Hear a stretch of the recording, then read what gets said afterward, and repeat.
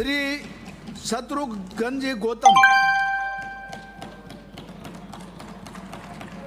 महोदय, आपने मुझे महामहिम राज्यपाल हरिभाऊ किशन राव जी बागड़े के अभिभाषण पर बोलने का अवसर दिया। मैं आपको हृदय से आभार व्यक्त करता हूं। राज्यपाल महोदय का अभिभाषण सरकार की कार्य योजना का प्रतिबिंब समाज में एक सकारात्मक संदेश के रूप में देखा जाता है। ये एक ऐसा अभिभाषण है जिसे सरकार आने वाले बजट में विकास उन्मुखी बजट के और विकसित राजस्थान 2047 का विजन इस अभिभाषण में लिया गया है। सर्वप्रथम मैं राजस्थान के यशस्वी मुख्यमंत्री भजनलाल शर्मा जी को धन्यवाद देता हूं कि इस अभिभाषण में समाज के सभी वर्गों को उल्लेखित किया गया है। किसी भी देश में सबसे बड़ी ताकत या किसी भी प्रदेश में सबसे बड़ी ताकत युवा होते हैं और युवा यदि सकारात्मक होते हैं तो उस देश की अलग पहचान होती है। यही कारण है कि इस देश के युवाओं ने एक ऐसे व्यक्ति को 3 बार इस देश का प्रधानमंत्री बनके और जनता के बीच काम करने का मौका दिया गया है। पारदर्शिता और निष्पक्षता हमारी सरकार के लिए प्रतिबद्ध है। माननीय सभापति महोदय, आपके इस माध्यम से मैं निवेदन करना चाहता हूं कि शिक्षा के क्षेत्र की बात करें और शिक्षा के उसमें कल माननीय कोटा उत्तर से आने वाले सदस्य बड़ी बड़ी बातें कर रहे थे। वो कह रहे थे कि शिक्षा के क्षेत्र में शिक्षा से लेकर कॉलेज तक आरएसएस ने कब्जा कर लिया। मैं कहना चाहता हूं माननीय सभापति महोदय कि आरएसएस एक ऐसा संगठन है, एक ऐसा विचार का संगठन है जो देश के अंदर रचनात्मक काम, चाहे कोरोना की भीष्म विभीषिका हो या कोई भी कार्य हो, एक अलग पहचान के लिए राष्ट्रीय स्वयंसेवक संघ जाना जाता है। हम ऐसे संगठन को हमारा आदर्श माने जो अलगाववादी है। एक डॉक्टर दिल्ली के अंदर 9 नवंबर को आतंकवाद के रूप में बम विस्फोट करता है, क्या हम उस संगठन को हमारा आदर्श माने? मैं कोटा से आने वाले माननीय सदस्य कल कह रहे थे, बड़ी बड़ी विकास की बातें कर रहे थे कि हमने ऐसा किया। मैं तो ये कहना चाहता हूं, मैं पूछना चाहता हूं, माननीय धारीवाल साहब आज सदन में नहीं है, कि कोटा में घुसते ही जो पुलिया बनाई है, जो 7 फेरे खा के और कोटा में प्रवेश करते हैं, वो 7 फेरे वाली पुलिया किसके लिए बनाई? सीधे भी बन सकती थी। क्या सोच है आपका? क्या करना चाहते हो?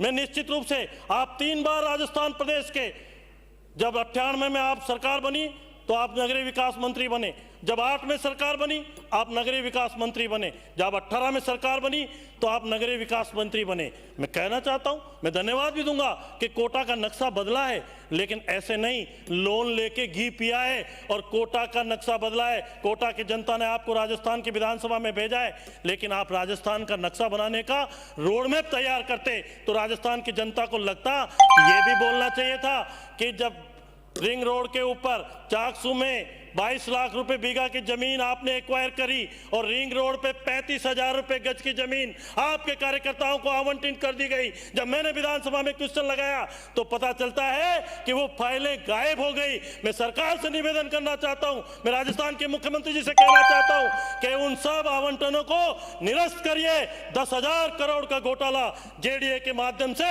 आपकी सरकार ने किया गया, सबसे बड़ा घोटाला है। माननीय सभापति महोदय, मैं आपके माध्यम से निवेदन करना चाहता हूं। माननीय सदस्य आपको मतलब 2 साल हो गए मगर नियम का आपको पालना नहीं है। इस सदन के और वक्ता के बीच में खड़े नहीं रहेंगे सदस्य। माननीय सभापति महोदय, शिक्षा के क्षेत्र की बात करें, आने वाले सभी सदस्यों ने अपनी अपनी बात कही। मैं बाहर नहीं जाऊंगा, मैं मेरे विधानसभा के क्षेत्र की बात करूंगा कि शिक्षा को नाती का बाड़ा किसने बनाया, शिक्षा के क्षेत्र में क्या आमूलचूल परिवर्तन किए। जब मैं 2000 में सरपंच बना तो मेरे गांव में 10वीं का स्कूल था।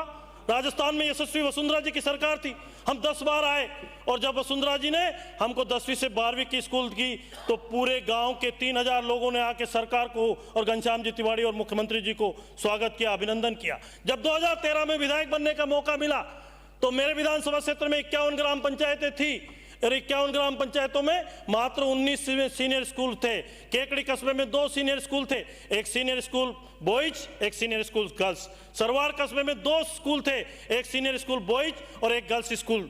जब वसुंधरा जी ने 2015 के बजट में कहा कि हर ग्राम पंचायत में मेरे गांव में रहने वाली बेटी जो अंतिम छोर पे गांव में 10वीं पढ़ने के बाद 11वीं में जाती है माता पिता अलाउ नहीं करते और उसकी शादी कर देते, वो स्कूल नहीं जा पाती। राजस्थान की यशस्वी मुख्यमंत्री वसुंधरा जी ने 2015 के बजट में एक साथ 5,500 स्कूल खोलने का ये काम किया था। तो भारतीय जनता पार्टी और बाद में जब वसुंधरा जी की सरकार ने हर ग्राम पंचायत में स्कूल खोले तो 54 स्कूल थे। लेकिन मैं निवेदन करना चाहता हूं कि अब जब आपको लगा कि हम नहीं आएंगे तो 22-23 में मेरे केकड़ी ब्लॉक में 34 सीनियर सेकेंडरी स्कूल और 8 Mahatma Gandhi English medium school और 1 रेजिडेंशियल स्कूल, सरवाड़ ब्लॉक में भी इसी तरह 39 और 8 महात्मा गांधी इंग्लिश मीडियम और 1 स्कूल 48 स्कूल, और सावर ब्लॉक में भी 36 स्कूल। माननीय सभापति महोदय, केकड़ी की जनसंख्या आज 50,000 है और केकड़ी में 3 सीनियर सेकेंडरी स्कूल है, बॉयज गर्ल्स और पायलट, और सरवाड़ की जनसंख्या 20,000 है और वहां पे 6 सीनियर सेकेंडरी स्कूल है। आपने खोले, आपने उसके लिए बजट एलोकेट किया होता, आपने अध्यापक लगाए होते, आपने टीचर लगाए होते और किया होता। आज आप ये कहते कि साहब ऐसा हो गया 2 साल के अंदर। मैं कहता हूं कि ये पवित्र सदन है, सबको चिंता करनी चाहिए। सरकारें आती है, सरकारें जाती है, लेकिन आपके किए हुए काम जीवन भर याद रखते हैं। आप ऐसे उदाहरण दें कि हमने ये किया है। मैं निवेदन करना चाहता हूं कि डीएमएफटी में अभी राजस्थान की सरकार ने, जिला प्रशासन ने मेरे विधानसभा क्षेत्र में 55 करोड़ रुपए स्कूल के कमरों के लिए दिए हैं। लेकिन जब समीक्षा कर रहा था, आज भी 220 स्कूल ऐसे हैं जहां पे कमरों की जरूरत है, जहां बच्चे बाहर बैठ के पढ़ते हैं। क्या ये 2 साल के अंदर हो गया? कौन जिम्मेदार है कि ये 2 साल के अंदर हो गया? आप आज सड़क की बात करें, माननीय सभापति महोदय, राजस्थान में बहुत बड़ा भ्रष्टाचार की कहानी मैं सुनाना चाहता हूं कि 2 साल के अंदर हमारी सरकार ने सड़कों में महत्वपूर्ण घोषणाएं की, 9 एक्सप्रेस हाईवे बनाने की बात कही। उनमें से एक ब्यावर भरतपुर और एक ब्यावर भरतपुर और किशनगढ़ कोटपुर पे लैंड एक्विजिशन का काम शुरू हो गया और डीपीआर भी बन गई। लेकिन माननीय सभापति महोदय, मैं आपके माध्यम से कहना चाहता हूं, एक महत्वपूर्ण सड़क है, जो सड़क राजस्थान की एक हृदय स्थली है, केकड़ी से जयपुर से लेके भीलवाड़ा। यह सड़क 2008 के अंदर जब आपकी सरकार थी, इसका टेंडर निकला और टेंडर में 212 करोड़ रुपए की लागत इस सड़क की बनाई गई। उस सड़क के अंदर 212 करोड़ में एक एसपीएमएल ओम कोठारी ग्रुप, जिसके कंसल्टेंट आपकी सरकार के मुखिया के जो भी थे, उस सड़क का टेंडर हुआ और उस सड़क 2012 में स्वीकृत हुई 212 करोड़ रुपए की। सड़क को बनाना था 20 महीने में, सड़क बनी 40 महीने में। 2024 में आपने टोल चालू किया, 2014 में आपने टोल चालू किया और टोल के अंदर आपको बैंक के 200 करोड़ का लोन लिया। आपको बैंक की किस्त के लिए 10 लाख रुपए देने थे, डेली के टोल आता था 6 लाख रुपए डेली। राजस्थान के यशस्वी मुख्यमंत्री वसुंधरा जी ने मार्च 2018 के बजट में टोल माफ किया। अब आपको लगा कि अब क्या करें, हर कंसेशनर का उस पर्सोनेट में उस समय सीमा में टाइम बढ़ा दिया गया। आपने टाइम नहीं बढ़ाया, आपने एक एप्लीकेशन देके टाइम स्पेंड किया। जब 2018 के दिन आचार संहिता लगी, माननीय सभापति महोदय, आपने विड्रॉ कर लिया और विड्रॉ करके आप आर्बिट्रेशन में चले गए। आर्बिट्रेशन से ऑर्डर हुआ कि 580 करोड़ रुपए सरकार देगी ठेकेदार को, और सरकार ने कोई उचित माध्यम से पैरवी नहीं की। 58 करोड़ रुपए सरकार ने कॉन्ट्रैक्टर को दिए। सरकार हाई कोर्ट गई, हाई कोर्ट में आपने पैरवी नहीं की। सरकार सुप्रीम कोर्ट गई, सुप्रीम कोर्ट में भी आपने पैरवी नहीं की और सुप्रीम कोर्ट में हार गए। जब आया, पीडब्ल्यूडी की सड़क थी, एक ही दिन के अंदर पीडब्ल्यूडी से ऑर्डर हुए, एक ही दिन में फाइनेंस से ऑर्डर हुए, फाइल क्लियर हुई, 200 करोड़ रुपए ठेकेदार को दिए गए, 150 करोड़ रुपए टोल ले लिया गया, 58 करोड़ रुपए एक दिए। ऐसा रास्ता आप ही जानते हैं कि 200 करोड़ रुपए लगाने के बाद 400 करोड़ रुपए 5 साल में ले ले और उस ठेकेदार का कुछ नहीं बिगड़े। किसकी मेहरबानी थी? माननीय सभापति महोदय, यह आज महत्वपूर्ण सड़क है, इस पे 8 विधायक हैं। माननीय सदन के नेता, राजस्थान के यशस्वी मुख्यमंत्री भजनलाल शर्मा जी की भी इसमें सड़क है, 8 किलोमीटर उनके विधानसभा क्षेत्र में आती है। माननीय बगरू से आने वाले कैलाश जी की भी सड़क है, 8, 10, 12 किलोमीटर इनकी भी आती है। चाकसू से आने वाले माननीय सदस्य रामोतार जी की भी सड़क है, 10 किलोमीटर उनकी भी है। प्रेमचंद जी जो फागी से आते हैं, दूदू से आते हैं, उप मुख्यमंत्री जी की भी सड़क है करीब 30 किलोमीटर की। टोडा राय सिंह मालपुरा से आने वाले माननीय सदस्य मंत्री महोदय कन्हैयालाल जी की भी सड़क है। मेरी विधानसभा क्षेत्र की भी 40 किलोमीटर की सड़क है। लाला राम जी बेरवा की भी सड़क है 50-60 किलोमीटर की, और उदयलाल जी बड़ाना की भी सड़क है ये 193 किलोमीटर की सड़क। आज रोजाना दुर्घटनाओं में काल का घास बनते हैं, बच्चे मरते हैं, छात्र मरते हैं। कौन जिम्मेदार है, कौन इसका बाती है? मैं कहना चाहता हूं डोटासरा साहब, सीबीआई से मांग कराने की आप लेटर लिखे सब मिलके, और इसकी जांच होनी चाहिए। दूध का दूध और पानी का पानी होना चाहिए। जो दोषी हो जिसको सजा हो। हम इस पे हमारी जिम्मेदारी कहीं तय होनी चाहिए, हमारी जवाबदेही कहीं तय होनी चाहिए। हम आते हैं एक दूसरे पे लगे। आज राजस्थान 2 साल में बर्बाद हो गया। आपने तो आबाद किया था, आपकी वजह से राजस्थान। माननीय सदस्य, आपकी बात से मैं सहमत हूं। आपने गिनती कराए विधायक है, मेरे मेवाड़ के सारे विधायक इसी रोड से आए हैं। अगर ये बन जाए तो शॉर्ट पड़ती है। धन्यवाद। इस सड़क, धन्यवाद माननीय सभापति महोदय। ये राजस्थान की मुख्य सड़क है, और यही बात मैं कहना इसलिए चाहता हूं। आज आप हम सब बात करते हैं कि ऐसा आपने कानून बनाया। कानून कब बना? पेपर लीक का, जब सब कुछ खेत पी गया, सब कुछ नुकसान हो गया, उसके बाद कानून बना। पेपर लीक की बात करें, बाबूलाल कटारा को राजस्थान के एसएससी मुख्यमंत्री भजनलाल शर्मा जी ने बनाया था, या अशोक गहलोत जी ने आरपीएससी का मेंबर उनकी सरकार में बना था? जो आरपीएससी का मेंबर कहता है कि मैं 1.5 करोड़ रुपए देके और आरपीएससी का मेंबर बनाऊं, क्या ऐसी घटनाएं होती या ऐसा राजस्थान? इसके माननीय सदस्य विराजिए, आप बोलने का मौका आएगा। नेता प्रतिपक्ष बोलेंगे, जवाब देना। आप आपके नोट कर लो, आप नोट कीजिए, आप नोट कीजिए। अभी मंडावा से आने वाले माननीय मान सदस्य बोल रही थी। उद्घाटन की बात करें, चिकित्सा की बात करें, माननीय सभापति महोदय, राजस्थान ने कोरोना का कालखंड देखा है, और कोरोना के कालखंड में जो हुआ उस किसी से वाकई ऐसा नहीं है जिसमें रूह कांप जाती है। उस परिस्थितियों को याद करें तो क्या हुआ क्या नहीं हुआ। और मैं माननीय सभापति महोदय आपके माध्यम से कहना चाहता हूं कि इनको पता था कि हम नहीं आएंगे। मेरे केकड़ी में एक मातृ शिशु इकाई का 2021 में लोका शिलान्यास हुआ, 32 करोड़ की बिल्डिंग बननी थी, और 23 के अंदर अगस्त के अंदर उसका उद्घाटन हो गया, शिलापट्ट लग गए बड़े बड़े। माननीय सभापति महोदय, आज तक वो building taken over hand over नहीं हुई। आज तक टिल टुडे उनको ध्यान था कि हम नहीं आएंगे। गलती आपकी सरकार ने 23 आज तक बनाई नहीं ठेकेदार ने। अरे बिराजो, जब आपका नंबर आएगा जब बोलना। मैं बता रहा हूं किसकी गलती है। जो चीज है, आपने बड़ी बड़ी बिल्डिंगें बना दी।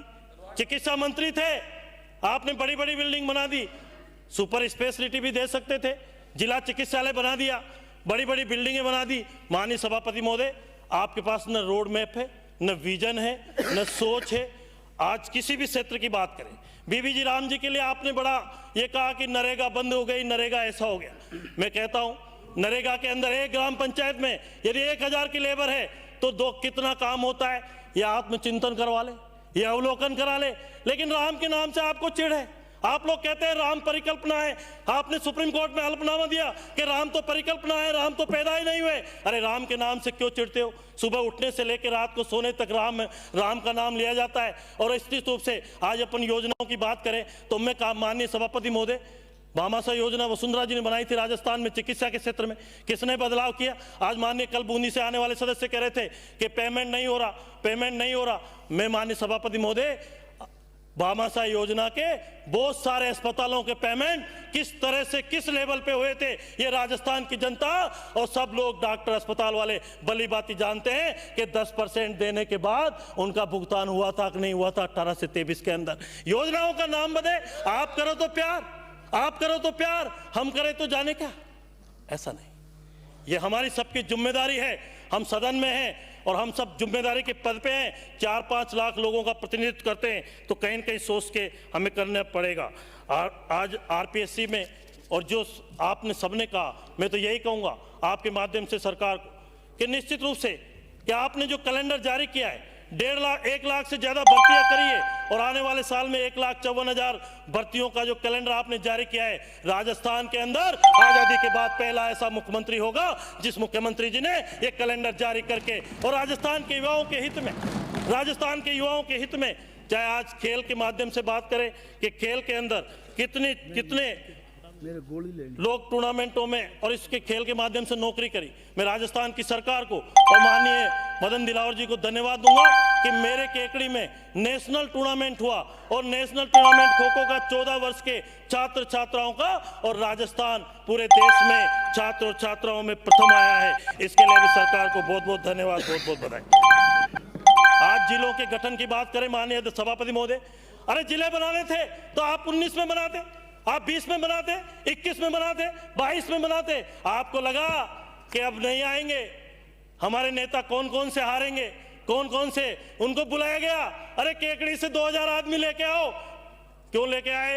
अरे जिले का गठन करना है तो जिले का गठन करना है। दूदू जो पंचायत से नगर परिषद, नगर परिषद से जिला, वो तो उनकी चली नहीं तो दूदू को प्रदेश बना देते, प्रदेश बना देते।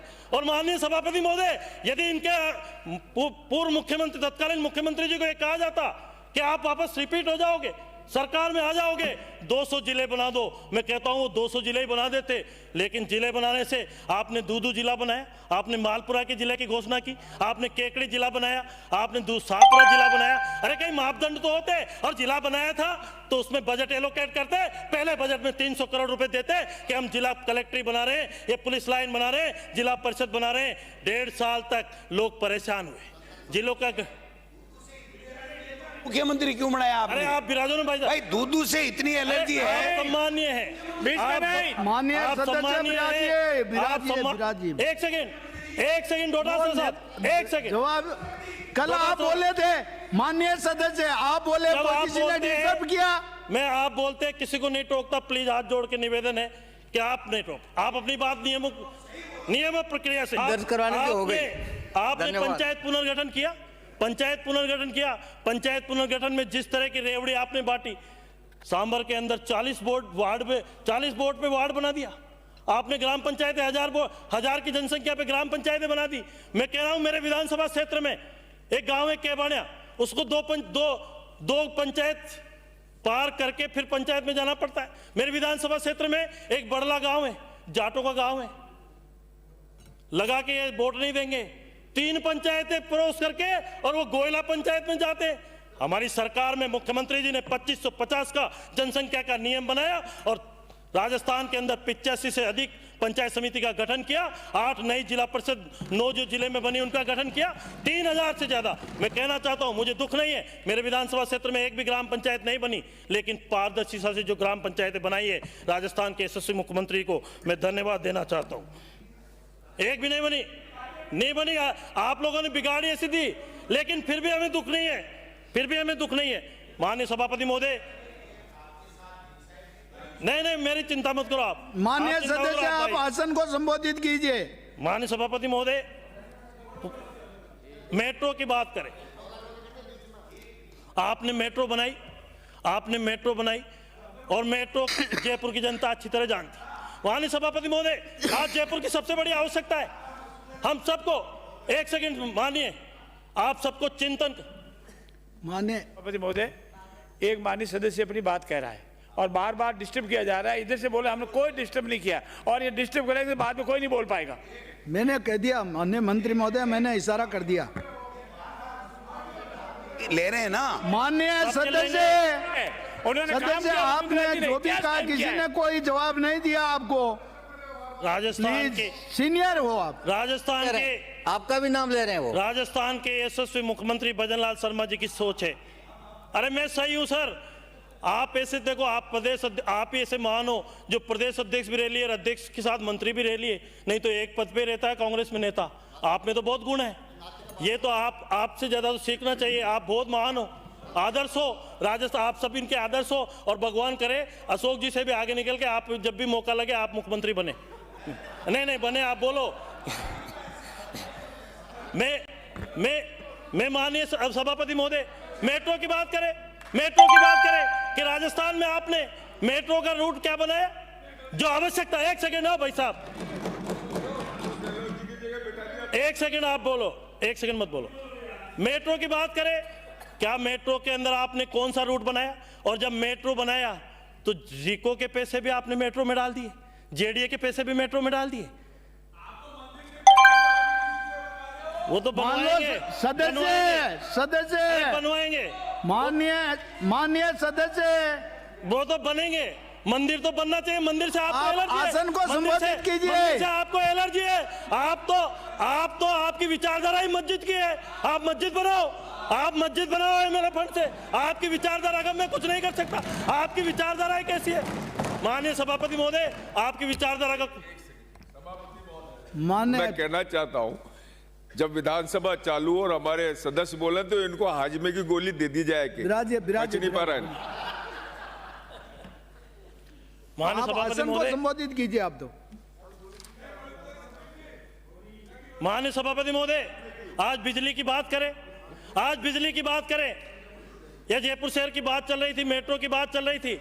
आज हम सबको मिलकर 200 सदस्य बैठे हैं, मेरी बात से कोई सहमत हो? आज जयपुर की ट्रैफिक की व्यवस्था पे हमें चिंतन करना चाहिए कि जयपुर की ट्रैफिक व्यवस्था क्या हो रही है और जयपुर की ट्रैफिक व्यवस्था को किस तरह सुधार सकते हैं। आज आप एमएलए क्वार्टर से अगर सचिवालय जाते हैं तो 20 मिनट लगते हैं। कौन जिम्मेदार है? जयपुर में आपने कमिश्नरेट दिया तो उसमें किसी आईएएस अफसर को शामिल किया? आपने जयपुर को किस हालात में पहुंचा दिया? जब बारिश का मौसम था अभी और अत्यधिक बारिश हुई तो गाड़ियां 8-8 फीट की गाड़ियां पानी में डूब गई। कौन जिम्मेदार है? हमें एक व्यक्ति पे आरोप लगाने से काम नहीं चलेगा। सबको मिलकर सदन में चिंतन करना चाहिए कि जयपुर की दशा सुधारनी है। अरे गलती आपकी है, कमिश्नरेट आपके मुख्यमंत्री जी ने बनाया था, वो कोटा से आने वाले नहीं है, माननीय सदस्य उत्तर वाले नहीं है। जो जिस समय कमिश्नरेट बना था राजस्थान की नहीं, देश के अंदर जयपुर कमिश्नरेट को सबसे ज्यादा पावरफुल है। बम्बई के कमिश्नरेट से भी ज्यादा पावरफुल जयपुर का कमिश्नरेट है। ये अधिकार किसने दिए? आपकी सरकार ने दिए। अगर किसी आईएएस अधिकारी को उसने सम्मिलित किया होता तो निश्चित रूप से आप माननीय सदस्य, आप आसन को संबोधित कीजिए। प्लीज विराजिए, प्लीज। आप इस पे सदस्य विराजिए। आपका नंबर आएगा, बोल देना। आपकी बारी आए तो बोलना। अरे अशोक गहलोत जी ने बनाई है, अरे जवाब चेक कर दे लेना। देना आप। अरे चेक महाराज जी, आपकी बारी आए तो आपको बोलना। पता ही बीच में नहीं क्यों बोल रहे हो?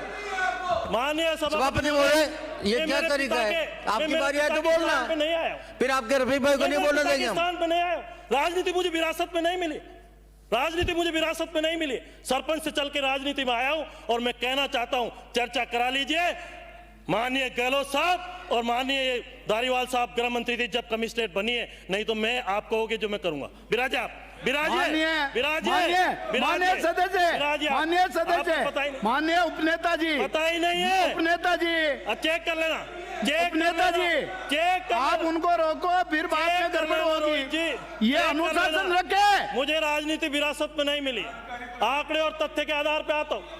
नहीं है, आप लोग आपके रीटा जी 25 मिनट बोले, किसी ने कोई रोका टोकी नहीं किया और आप बोल रहे हैं, आपको जवाब दे देना है। नेताजी को नेता प्रतिपक्ष बोले तब लिख के दे देना, वो जवाब देने में सक्षम है।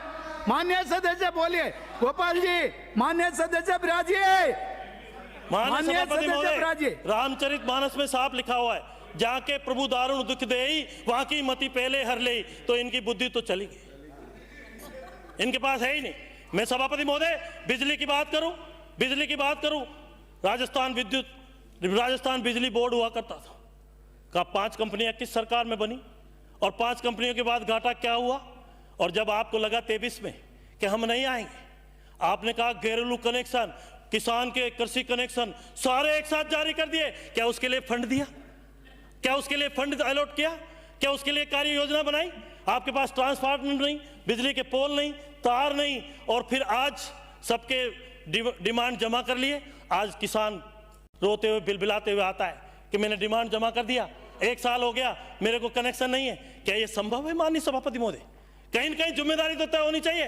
क्या ये लगे कि हम नहीं आएंगे, इनको बर्बाद कर दो, हम तो बर्बाद है, इनको भी बर्बाद कर दो, तो आने वाला रोएगा। आप कर्जा डाल के, जो कर्जदार बाप होता है ना, वो अपने ऊपर बहुत सारा कर्जा करके और आने वाली पीढ़ी को बर्बाद कर जाता है।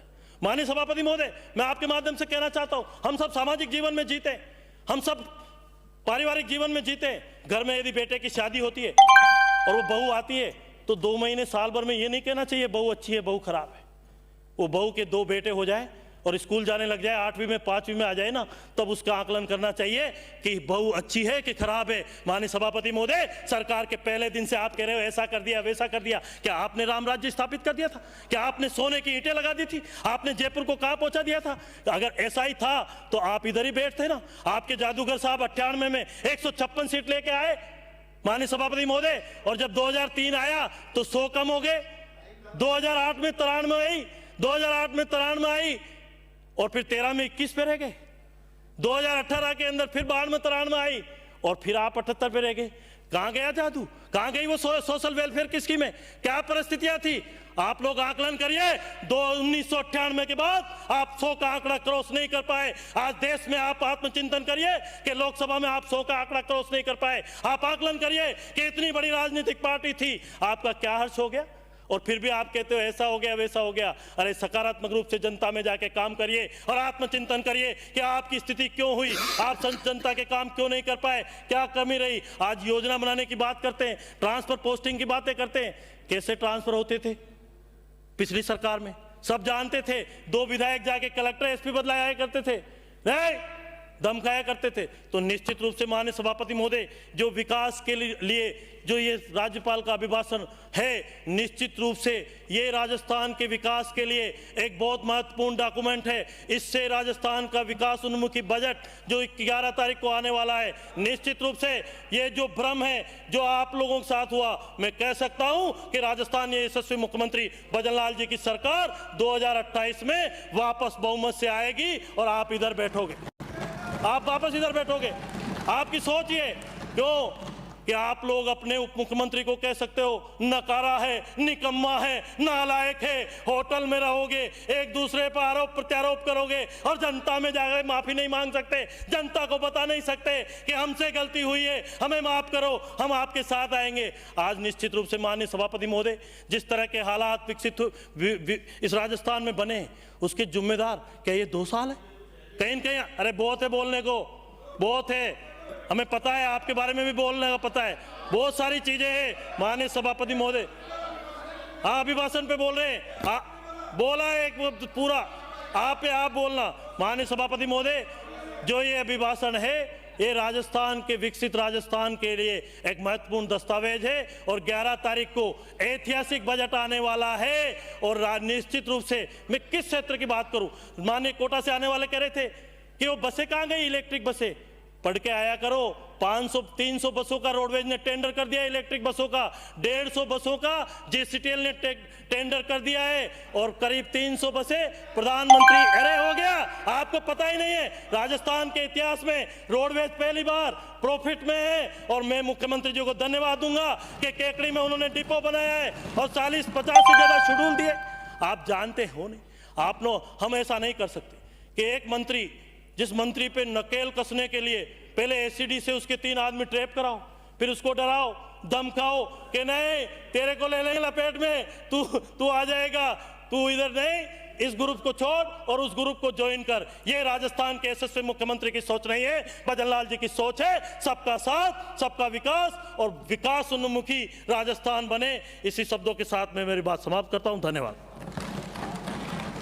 श्री रफीक खान जी। माननीय सभापति जी, 1 मिनट, मैं राजा खेड़ा से आने वाले विधायक को बड़ा बुद्धिजीवी मानता था, पर इनके तथ्य हमेशा गलत ही लाते। 2011 में पुलिस कमिश्नर जयपुर में बने थे, किसकी सरकार थी देख लेना पहले, और बीएल सोनी पहले पुलिस कमिश्नर थे। आंकड़े सही लाया करो आप। सभापति महोदय, एक सेकंड जवाब देने दे। आपको ये पता है पुलिस कमिश्नर एक्ट कब बना था? That was under the Home Minister was, सुनिए बात को, Home Minister was mister Gulab Chand Kataria और उनके साथ दूसरे एमएलए उस कमेटी के मेंबर थे। गुलाब चंद जी की रिकमेंडेशन पर यह कमिश्नरेट बना है। तथ्य नहीं पता हो तो आप तथ्य जान लीजिएगा, निकाल लीजिए। रफीक जी बोलिए, प्रोसीडिंग्स। रफीक जी का समय चालू, टक्कर मत लिया करो। सभापति महोदय,